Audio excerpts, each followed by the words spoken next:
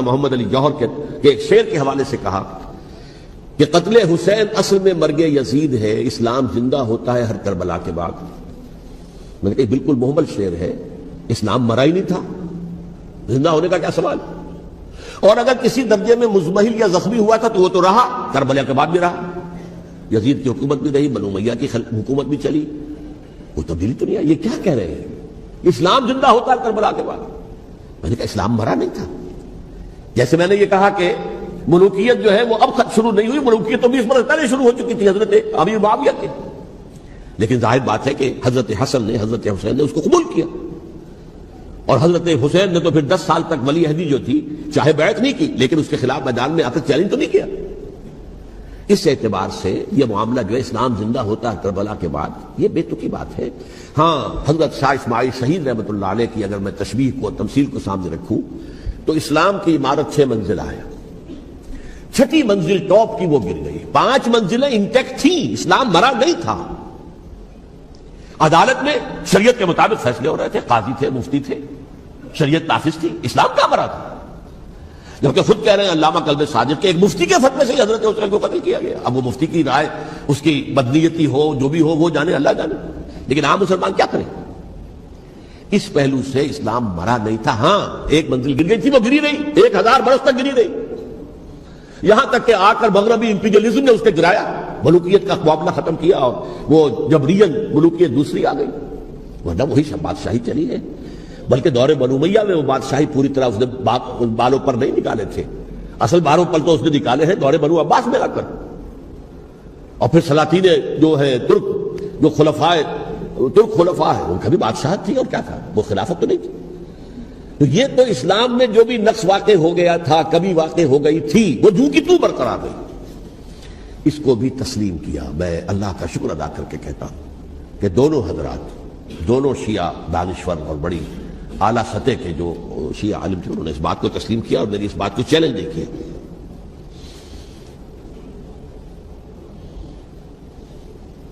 اصل میں تیسری بات میں نے یہ کہی کہ دیکھیے حضرت حسین رضی اللہ تعالی عنہ کی اس شہادت کے بعد، اس کے بعد واقعہ ہرہ بھی ہوا، جو واقعہ کربلا سے بھی بعض اعتبارات سے زیادہ بھیانک اور زیادہ گھناؤنا واقعہ بنو امیہ کی تاریخ ہے، جس کو لوگ جانتے ہی نہیں۔ مدینہ کے کچھ لوگوں نے بغاوت کی اور انہوں نے اس کے خلاف فوج بھیجی، اور فوج کو جب مدینہ فتح کر دیا، 3 دن کے لیے حلال کر دیا، جو چاہو کرو، یہاں جسے چاہو مارو، جسے چاہو لوٹو، جس کا گھر چاہو برباد کرو، جس عورت کو چاہو ریپ کرو، اور یہ مدینہ النبی کے اندر ہوا۔ تو کاٹ کھانے والی ملوکیت کے اندر بہت سے واقعات ہوئے۔ عبداللہ ابن زبیر کھڑے ہوئے، انہوں نے حکومت قائم کی تھی، لیکن یہ کہ وہ تو 6 سال کے لیے کامیاب بھی رہے، ایک حکومت قائم کی، بنو امیہ کے ہاتھ پر بیٹھ نہیں کی، بالآخر ان کی حکومت بھی ختم ہو گئی۔ پھر حضرت زید کھڑے ہوئے، انہوں نے بغاوت کی، وہ بھی ناکام رہ گئے۔ پھر بنو عباس میں کھڑے ہوئے حضرت نفس زکیہ، حضرت حسن رضی اللہ تعالیٰ عنہ کے اولاد میں سے، وہ بھی ناکام ہو گئے، شہید ہو گئے۔ پھر یہ سمجھ لیا گیا کہ اب یہ جہاں تک 6ٹھی منزل ہے وہ تو دوبارہ تعمیر نہیں ہو سکتی، یہ تو جس کی لاٹھی اس کی بھینس، جس کے پاس طاقت ہوگی اس کی حکومت ہوگی، جس کا قبیلہ زیادہ قوی ہوگا، جس قبیلے میں زیادہ عصبیت ہوگی، مضبوط ہوگا، متحد ہوگا، طاقتور ہوگا، اسی کی حکومت ہوگی۔ البتہ اس کے نیچے لوگوں کے اخلاق کی اصلاح کرو۔ صوفیاء کرام نے وہ کام اپنے ذمہ لیا، اور بالکل وہی کام ہے کہ جو ائمہ اہل بیت کرتے رہے۔ حضرت حسن کی اولاد میں، پھر حضرت علی بن حسین رضی اللہ تعالی، حضرت حسین کی اولاد میں، پھر امام محمد باقر، امام محمد جعفر صادق، اور اس کے بعد بھی 5 اور، کسی نے بغاوت نہیں کی۔ جیسے علماء کرام کام کر رہے تھے اور جیسے صوفیاء کرام کام کر رہے تھے، ایسے ہی وہ مسلمانوں کی علمی تربیت، روحانی تربیت و تزکیہ کر رہے تھے، کسی نے حکومت کو چیلنج نہیں کیا۔ نوٹ کر لیجیے اس بات کو۔ حضرت علی نے بھی چیلنج نہیں کیا تھا، حضرت حسن نے چیلنج نہیں کیا، خود صلح کر لی۔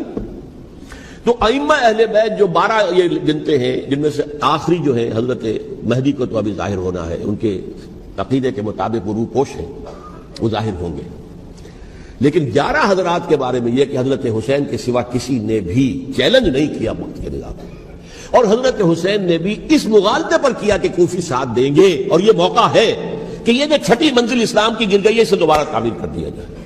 انہوں نے خلافت کا دعویٰ نہیں کیا تھا، یہ انہیں عوام کو مغالطے میں مبتلا کیا گیا کہ یہ خلافت کا مدعی ہو کر سامنے آیا. جیسا کہ میں نے آپ سے کہا تھا امیر معاویہ نے حضرت علی کے عہد خلافت میں کبھی خلافت کا دعویٰ نہیں کیا.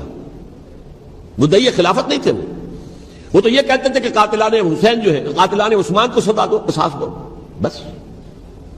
اسی طرح حضرت حسین نے بھی، اب دیکھیے اس ضمن میں اس میں کوئی شک نہیں ہے، حضرت حسین رضی اللہ تعالی عنہ کی جو شہادت ہوئی ہے اور ان کے ساتھیوں کی، اعزاء و اقارب کی، تاریخ انسانی میں یہ عزم، ہمت، شجاعت، مثابرت، صبر، استقلال، استقامت، اس کی بہت روشن مثال ہے، بہت روشن مثال ہے، بہت روشن مثال ہے. لیکن اس سے تاریخ کی رفتار پر کوئی اثر نہیں پڑا. وہ جو ملوکیت آ گئی تھی وہ اور گہری سے گہری ہوتی چلی گئی. واقعہ کربلا کے بعد تو واقعہ ہررا ہوا میں نے گنوا دیا آپ کو، اس سے زیادہ تو میرے خیال میں کہ اور ہمارے لیے لائق شرم جو ہے کوئی واقعہ ہے ہی نہیں. رب رب کر دے بڈھے ہو گئے اتے ملا پنڈت سارے، رب دا کھوج کھرا نہ لبا اتے نہ کیتے بے